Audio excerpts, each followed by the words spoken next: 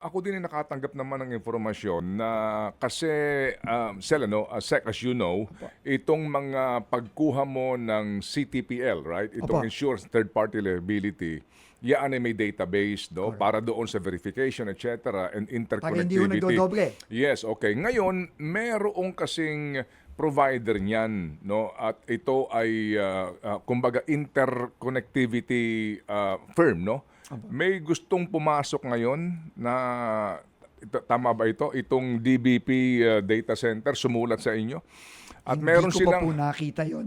meron silang Alamin ko po. Oo, meron kasi ngayong DBP po, Development Bank of the Philippines. Yeah, pero silang data center na Data sinasabi daw po na meron silang ginagawang proof of concept para doon sa interconnectivity nito. Wala namang problema sa adhikain. Ang sinasabi lang po ng stakeholders, mukhang ngayon na walang binabayaran yung mga kumukuha ng CTPL, no?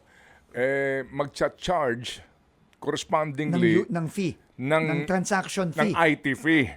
Nung una daw po 80 pesos, pero ngayon 100 piso na ang gustong singilin. So ngayon pa lang, sinasabi na po ng mga stakeholders, sandali lang, ito na naman kami, no? Medyo, Narinig mo na ba ito? Hindi pa? hindi ko pa ho narinig. Oo. Pero yung mga transaction fee na ganyan, Oo. talagang kailangan pag-aralan ho natin ng mabuti yan. No? Kasi unang-una, ang unang tatanungin ko po dyan, ano po ba ang serbisyong dagdag na i-offer nitong DBP Data center. no? Mm-mm. Ikagawang tanong, kailangan ba yung serbisyong dagdag na yan? Ano ba ang purpose niyan? Yan ba ay makakatulong Okay. sa ating mga Opo. kababayan? Opo. And ikatlo, kung may fee yan, bakit naman ganyang kataas Opo, ang opo. fee? No? Sige, So, opo. ano ho Sige, yan? No? papag-aralan muna. Okay. Kailangan pag-aralan ho natin yan. Hindi po basta-basta yan. Kasi, ang pagkakaalam ko po, meron na ngayong sistema.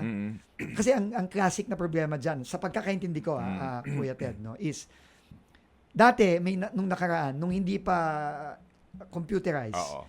yung CTPL, dahil mano-mano yan, Oo. minsan isang CTPL sa 5 jeep. Oo.